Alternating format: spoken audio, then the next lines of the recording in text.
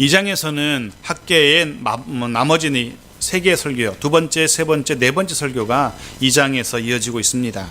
1절 말씀 보십시오. 일곱째 달 곧 그 달 21일에 여호와의 말씀이 선지자 학계에게 임하니라. 학계의 두 번째 설교가 막바로 이어집니다.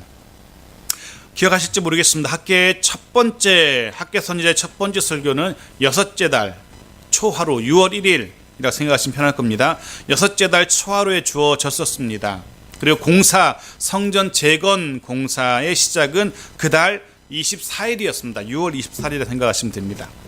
그런데 두 번째 설교, 오늘 본문에 주어지는 두 번째 설교는 공사가 재개된 지 한 달쯤 지났을 때, 즉 일곱째 달 21일에 주어졌습니다. 학계 선지자가 채 한 달이 못된, 한 달 정도 지난 이 시점에 왜 다시금 말씀을 선포하고 있을까? 학계가 말씀을 전하였고 백성들은 그 말씀에 반응해서 성전 재건 공사에 헌신하고 있습니다. 그런데 왜 다시금 학계가 말씀을 전할까? 3절 말씀 보십시오. 같이 읽죠. 시작. 너희 가운데 남아있는 자 중에서 이 성전의 이전 영광을 본 자가 누구냐? 이제 이것이 너에게 어떻게 보이느냐? 이것이 너희 눈에 보잘것없지 아니하냐? 이전 성전, 이전 영광, 이 이전 성전은요, 폐허가 되기 전에 화려했던 솔로몬의 성전을 말합니다. 재건되어가는 스룹바벨을 중심으로 하여서 재건되어가는 이 성전의 모습이 이전 솔로몬의 성전에 비해서 너무나 턱없이 보잘것 없었던 겁니다. 나이가 제법 든 노인들은 이전에 화려했던 그 솔로몬의 성전을 기억하고 있었던 겁니다. 70여 년 전 일이니까 충분히 기억할 수 있지요. 그런데 지금 자신들의 손으로 다시 재건되고 있는 성전은 말 그대로 보잘것 없었던 겁니다. 그도 그럴 것이 솔로몬의 성전은 이 건축을 위해서 7년이라는 시간이 투자됩니다. 동원된 인원들만 하더라도 연인원 20만 명이 넘게 동원되어서 성전이 지어졌었습니다. 솔로몬 성전에 사용되었던 재료는 이루 말로 할 수 없을 정도로 진귀하고 값비싼 것들이었습니다. 그렇게 세워졌던 화려한 솔로몬 성전인데 귀환해서 새로 성전을 짓는 사람들, 그들의 총합이 5만도 채 되지 않습니다. 성전 건축에 투입되는 인원들이 한계가 있는 겁니다. 성전 건축을 위한 자재 역시 형편없었습니다. 재건에 사용되는 자재라고는 다 불타서 무너져 내린, 검게 그을린 무너진 잔재들, 그것과 근처 산에서 베어온 나무, 그 정도가 다였습니다. 그러니 그전 솔로몬 성전과는 비교할래야 비교할 수도 없었습니다. 초라할 수밖에 없죠. 보잘것없어 보이는 것 너무나 당연한 겁니다. 문제는 그렇게 재건되어 가는 성전의 모습을 보면서 느껴지는 그 실망감, 그 낙심, 그것이 전체 유다 공동체를 뒤덮고 말았습니다. 한두 사람에게서 터져나온 그 실망과 그 낙담과 그 좌절의 소리들이 어느 틈엔가 온 공동체에 가득 채워지고 만 겁니다. 결국 그 공동체는 이따위 성전, 이 정도의 성전 지어서 뭐해? 라는 생각, 이런 보잘것없는, 이런 초라한 성전 지어서 뭐 하겠어? 라는 실망감과 패배감에 사로잡혀서 그만 성전 재건의 공사에 손을 놓고 만 겁니다.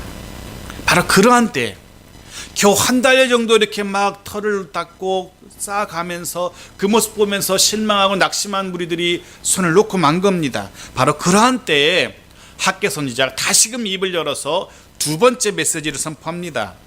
내용은 그런 거죠. 비록 초라해 보일지라도, 비록 보잘것없어 보일지라도 포기하지 말라라고 독려하고 있는 겁니다.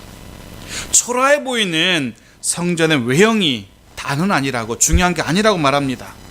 그 보이는 초라함 때문에, 그 보이는 보잘것없음 때문에 낙심하고 포기해선 안 된다라고 강조하고 있는 겁니다. 4절 말씀 보십시오.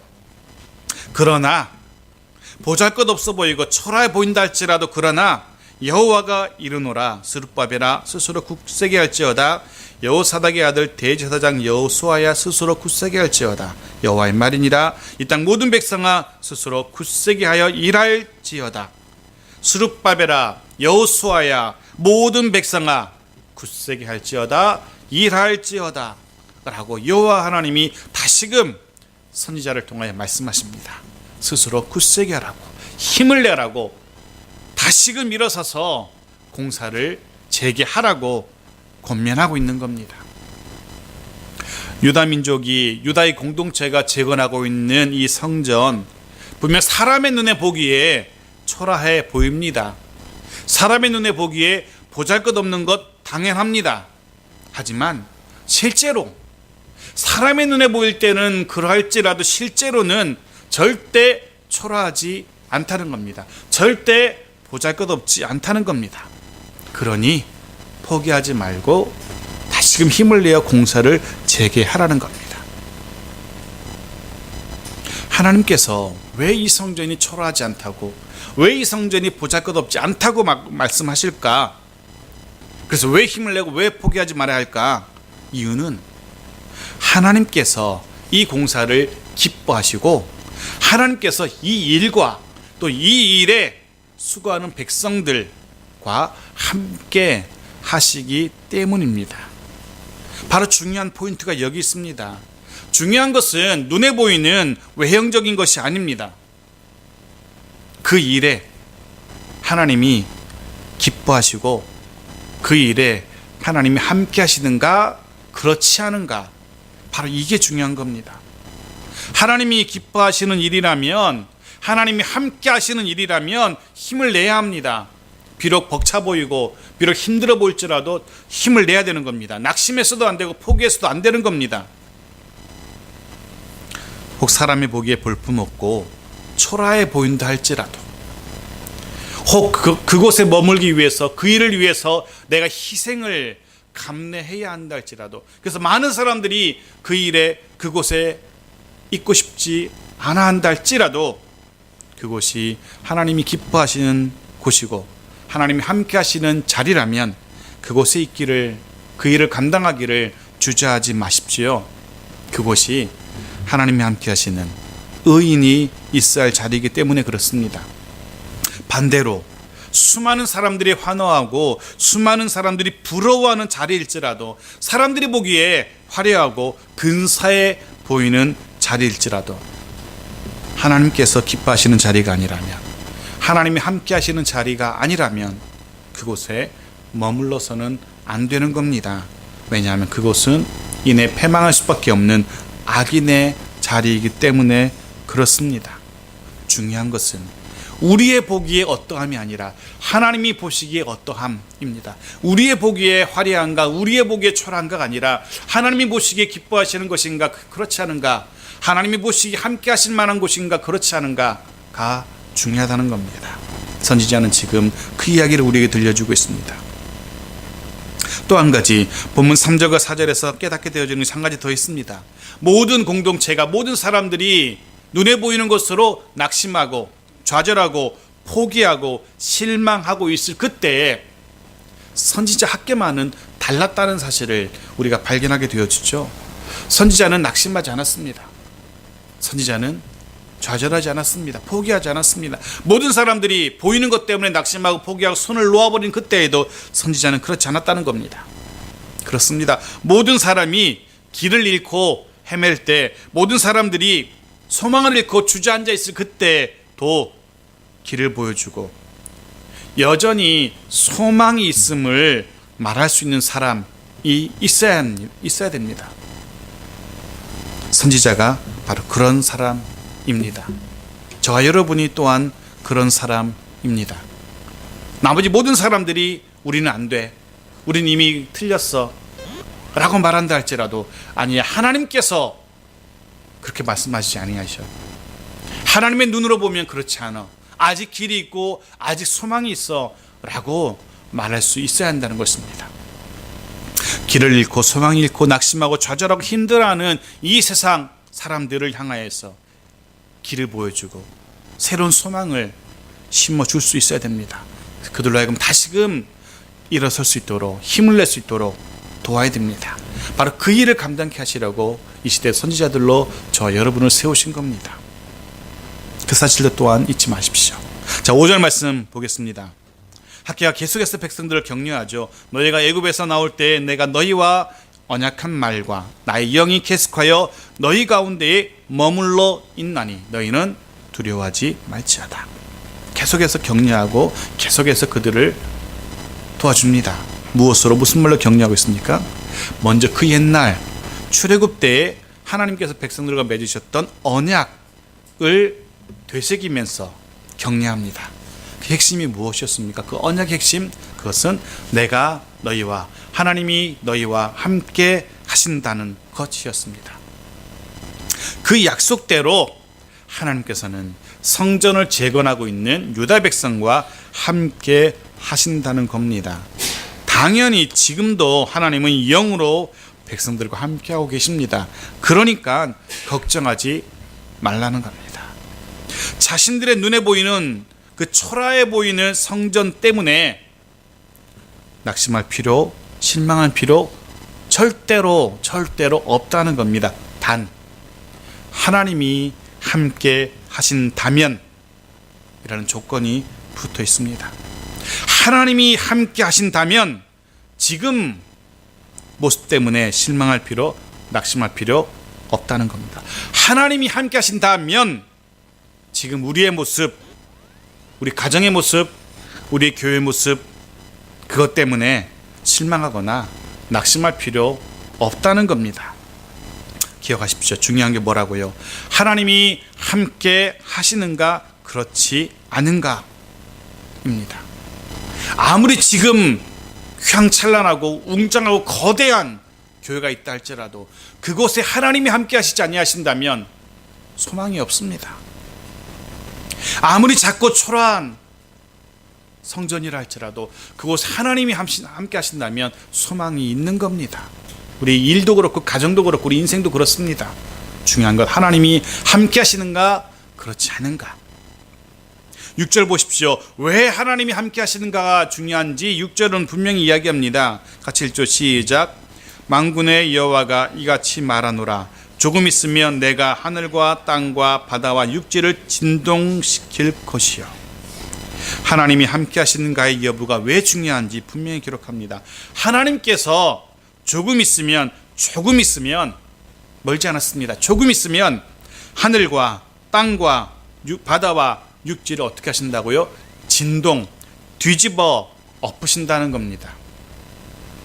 그럼 어떤 일이 일어납니까? 7절 보십시오. 같이 읽죠. 시작.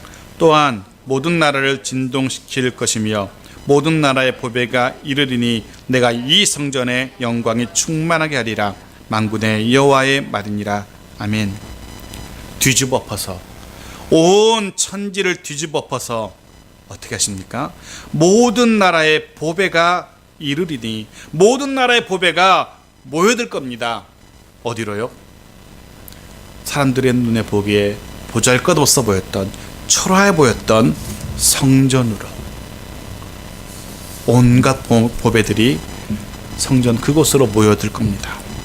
사람들의 보기에는 초라해 보였고 별것 아닌 것 같았고 보잘것없어 보였는데 하나님이 전세를 완전히 역전시키셔서 그곳으로 온 천하의 보배들이 몰려들게 될 겁니다. 물론 본문이 말하는 보배는요, 무엇을 의미하는지 정확하지 않습니다. 대략 세 가지로 이 보배를 해석하는데요, 말 그대로 보화나 예물로 해석합니다. 이방 나라와 이방 백성 모두가 각가지의 보물, 예물을 가지고 성전에 하나님을 예배하러 나올 것이라는 그런 의미고요. 둘째는 이 보배가 예수 그리스도를 의미한다고 해석합니다. 예수 그리스도가 그 초라한 성전에 임하실 거라는 겁니다. 셋째는 이후로 택함 받을 모든 그리스도인들, 성도들을 의미하는 것으로 해석하곤 합니다. 이방 백성들이 가지고 나오는 진짜 보물일 수도 있고 예수 그리스도일 수도 있고 혹은 택함받은 성도일 수도 있고,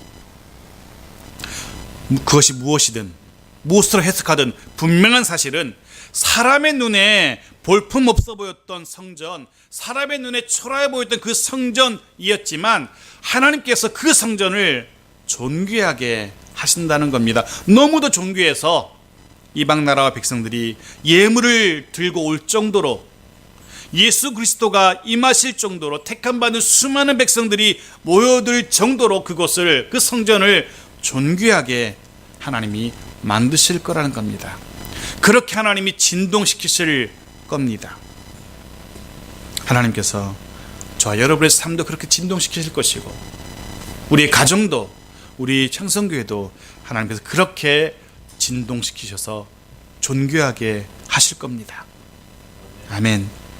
더 놀라운 사실은 이 초라해 보이고 이 볼품없어 보이는 성전이지만 그 성전에 하나님께서 친히 충만한 영광으로 임하신다고 말씀하고 계십니다. 중요한 것, 사람의 눈에 어떠한 거 아니라는 사실을 다시 한번 강조하고 있습니다. 그 초라해 보이는, 그 볼품없어 보이는 성전에 하나님이 친히 충만한 영광으로 임재하신다는 겁니다. 지금 이곳 이 성전에도 하나님은 충만한 영광으로 임재해 계십니다. 우리는 그 하나님을 예배하며 그 하나님의 말씀 가운데 우리는 앞에 서 있는 겁니다. 9절 말씀 보십시오. 더 분명하게 이야기합니다. 이 성전의 나중 영광이 이전 영광보다 어떡하리라? 크리라. 만군의 여호와의 말이니라. 내가 이곳에 평강을 주리라. 내가 이곳, 이 초라해 보이는, 너희가 초라하다고 말하는, 너희가 보잘것없다 말하는 이 성전에 평강을 주리라. 누구의 말이니라? 만군의 여호와의 말이니라. 하나님께서 스룹바벨 지도하에 지어져가는 이 성전, 이 성전의 영광이 그 이전 솔로몬의 그 화려했던 성전의 영광보다 더 클 거라고 말씀하십니다. 더 나아가서 그 스룹바벨이 지어가는 그 성전에 샬롬, 참된 평강을 허락하신답니다. 이해가 되십니까? 그렇게 사람들의 눈에 보잘것없고 초라해 보였는데 하나님은 전혀 뜻밖의 상황을 연출하고 계신 겁니다. 우리의 눈에 보이는 것으로 판단하지 마셔야 됩니다. 우리 눈에 보이는 것 때문에 낙심해서도 안 되고요, 포기해서도 안 되는 겁니다. 여기까지가 두 번째 설교입니다. 여기까지 잠깐 정리해 보겠습니다. 사실 유다 백성들은요, 자신들이 하고 있는 그 일, 성전 재건의 그 일, 그 수고, 보잘것없는 것으로 여겼을 겁니다. 시시한 것으로 여겼을 겁니다. 아유, 내가 이 초라한 것, 요거 하나 더 올린다고, 이 초라비 가녀리 나무까지 하나 더 올린다고 뭐 달라지겠어? 내의 수고가, 내의 헌신이 무슨 쓸모가 있겠어? 라고 생각했을 겁니다. 그렇게 자신들의 손으로 지어져가는 성전의 초라함과 볼품없음 보고 낙심하고 좌절했습니다. 하지만 하나님께서 분명히 말씀하셨죠. 하나님께서 이 성전을 존귀하게 하실 거라고, 이곳에 영광 가운데 임하실 거라고, 오히려 솔로몬이 그 성전보다 더 크게, 더 존귀하게 만드실 거라고 말씀하십니다. 그렇다면 우리가 또 기억할 것은 하나님을 위한, 하나님의 성전 교회를 위한 우리들의 작다고 생각되는 수고, 작다고 여겨지는 작은 기도, 헌신, 결코 시시하지 않다는 겁니다. 마치 우물물의 마중물처럼 하나님의 큰 응답, 하나님의 큰 은혜의 파도를 이끌어 낼 수 있다는 사실을 기억하십시오. 그러하기에 우리의 작은 수고와 헌신과 섬김이 얼마나 귀한지 여러분 잊어서는 안 됩니다. 또 한 가지, 하나님의 영광은 하나님의 성전, 즉 건물 그 자체나 그 성전이 얼마나 화려한가에 따라서 하나님의 영광이 드러나는 것 아니라는 사실 우리에게 분명히 이야기합니다. 놀라운 것은 하나님이 영광 가운데 임재하시는 조건은요, 그 성전이 얼마나 웅장한가, 그 성전을 지켜서 얼마나 많은 돈이 투자되었는가, 이것 아닙니다. 열왕기상 6장 보십시오. 11절부터 13절까지 한참 읽어보겠습니다. 같이 읽죠. 시작. 여호와의 말씀이 솔로몬에게 임하여 이르시되 내가 지금 이 성전을 건축하니 내가 만일 내 법도를 따르며 내 율례를 행하며 내 모든 계명을 지켜 그대로 행하면 내가 내 아버지 다윗에게 한 말을 내게 확실히 이룰 것이요 내가 또한 이스라엘 자손 가운데 거하며 내 백성 이스라엘을 버리지 아니하리라 하셨더라. 아멘.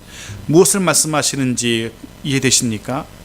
내가 이스라엘 자손 가운데 거하며 내 백성을 버리지 않겠다라는 그 조건은 솔로몬이 얼마나 큰 성전을 짓는지, 솔로몬이 얼마나 화려한 성전을 짓는지, 솔로몬이 얼마나 값비싼 성전을 짓는지가 아니라는 겁니다. 그 성전과는 별개입니다. 만일 내 법도를 따르며 내 율례를 행하며 내 모든 계명을 지켜 그대로 행하면 이겁니다. 조건은 순종하면. 하나님의 임재의 조건은 성전의 웅장함이나 성전의 화려함이 아니었습니다.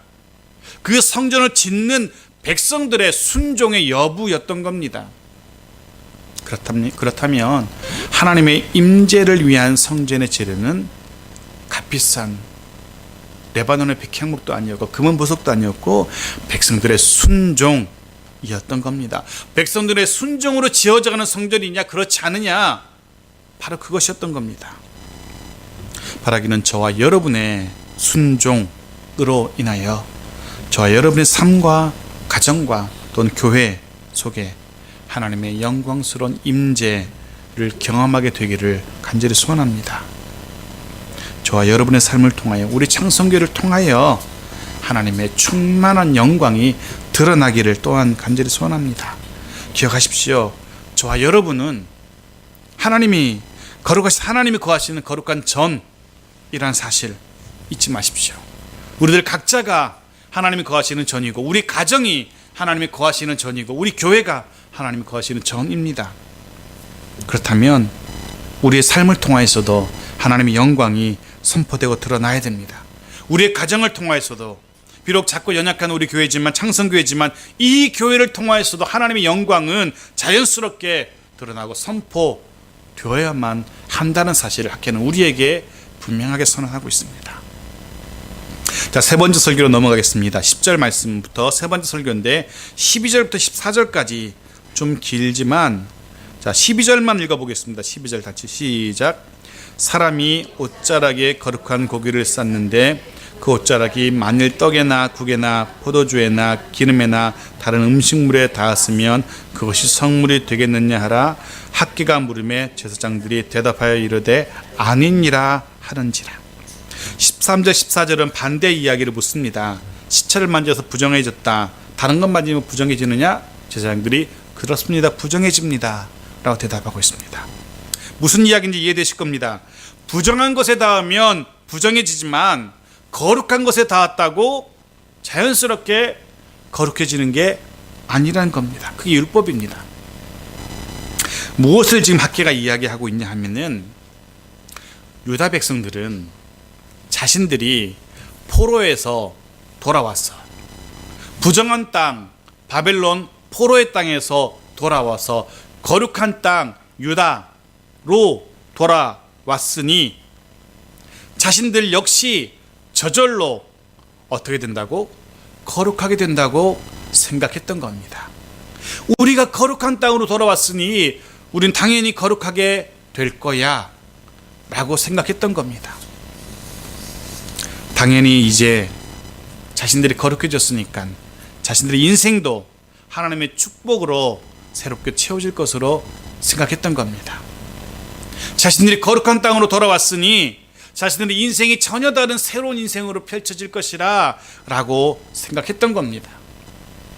하지만 학개가 분명하게 이야기하죠. 아니라고.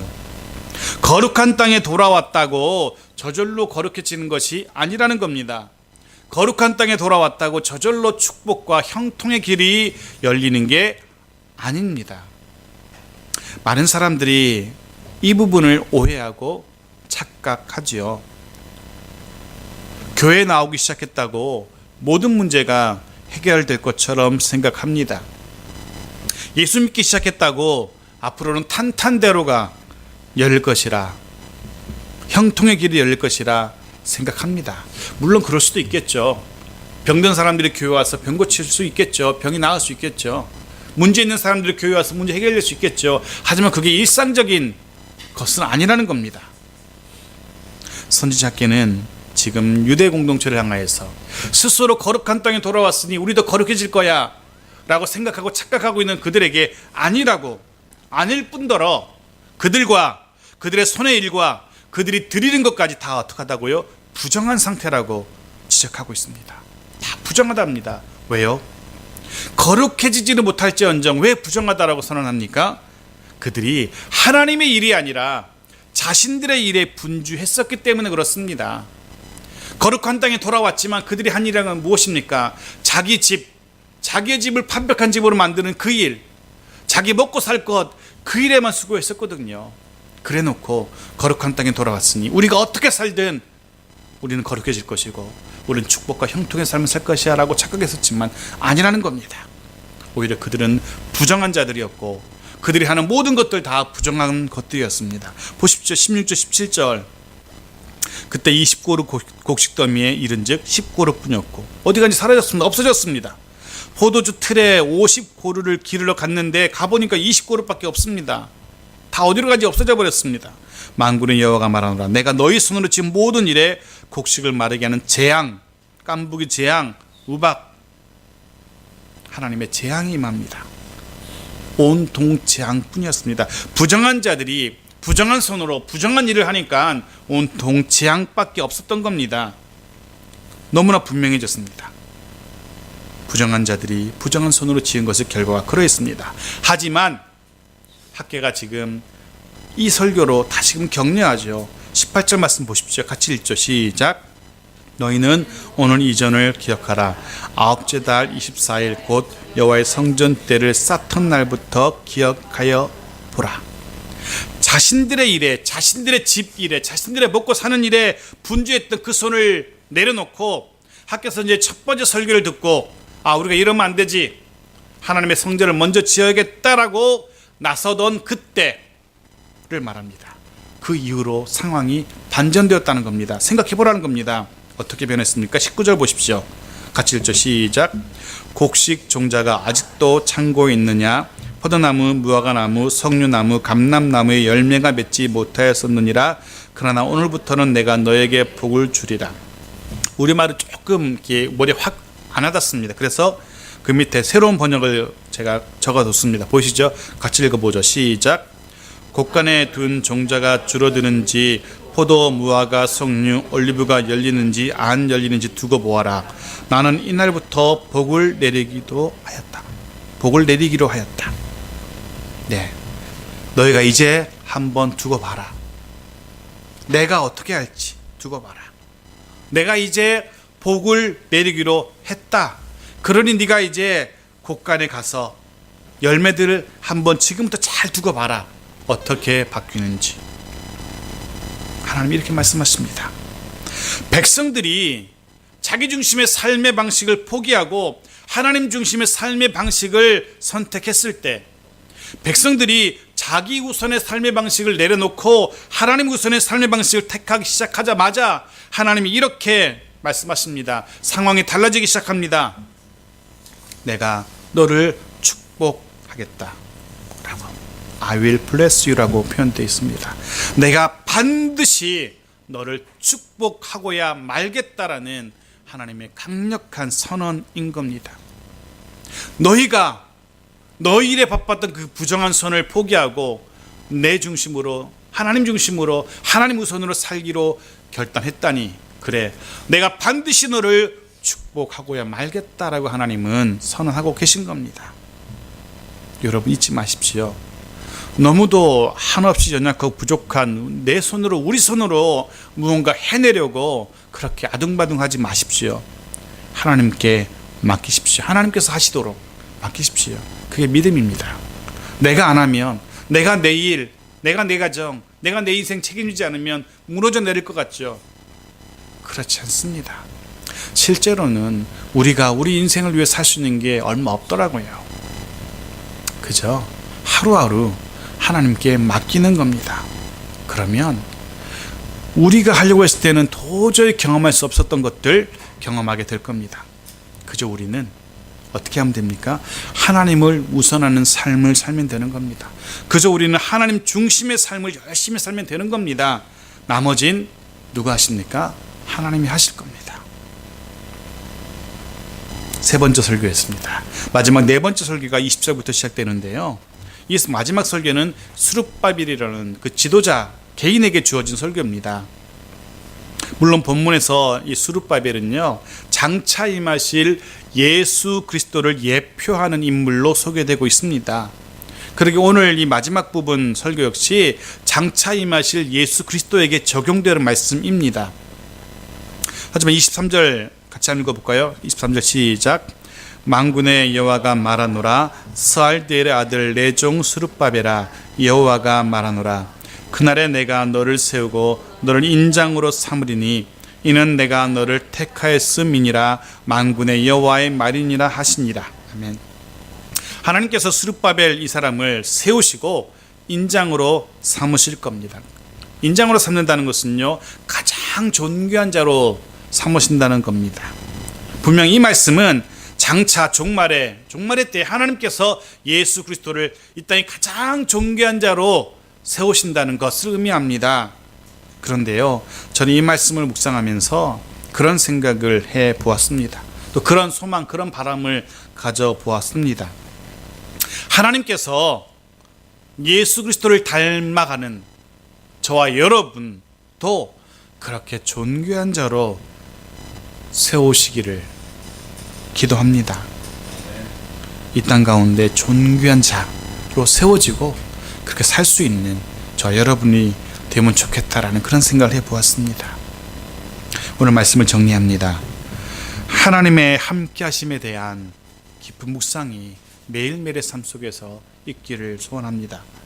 사람의 눈으로 볼 때 초라하고 볼품없는 성전이었지만, 그래서 유다 백성들이 낙심하고 실망했었지만, 그래서 유다 백성들은 패배감에 사로잡혀 힘을 잃었지만, 하나님의 사람 선지자 학개는 분명하게 말합니다. 중요한 것은 사람의 보기에 어떠함이 결코 아니라고. 중요한 것은 하나님의 보시기에 어떠함, 이게 중요한 거라고. 하나님의 보시기에 기뻐하시고 함께 하시는가 그렇지 않은가, 이게 중요하다는 사실 꼭 잊지 마십시오. 바라기는 우리 모두 하나님이 기뻐하시고 하나님 함께 하시는 그런 우리 모두가 되어지기를 바랍니다. 우리 모두 하나님이 기뻐하시고 하나님 함께 하시는 그 일을 감당할 수 있기를 바랍니다.